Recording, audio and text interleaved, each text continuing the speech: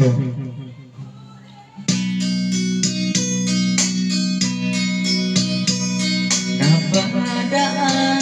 sa sabungan, may nagsisigawan. Nung aking tingnan, manok na pula, mukhang makaka. Ang pera ni misis na dapat ay hulog ko sana sa Palawan. Aking pinusta sa manok na pula, mukhang tatawa yan. Simulang salpukan, manok na pula, biglang tinamaan at gaywang-gaywang. Sa isang iglap lang ako'y kinabahan, hindi nakatayo patay na puruhan. Ang perang hulog sa Palawan, tinalo ko sa sabungan. Nung umuwi sa may bahay, ako'y matamlay.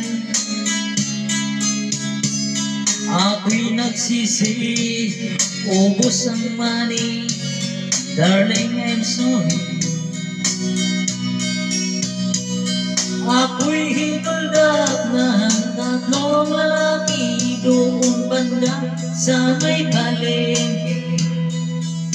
Pero ang misis ko hindi maluko, hinati ako, basag-basag ang mukha ko. Ang darling ko ay magaling pala siya sa taekwondo. Lahat ng sipa niya ay sinapol ako. Dati rin pala sa sanggol sa Aikido. Sa sobrang galit ng misis ko, di bali ng mga tuko. Ang pera dapat sa anak ko ay ginaloko. Naakit ako ng gagong demonyo, kaya kinastigo ako ng darling ko. Nang dahil sa sugal na pahamak ako. Kaya tayong mga sabongero, huwag mag-asawa ng sampyon sa judo.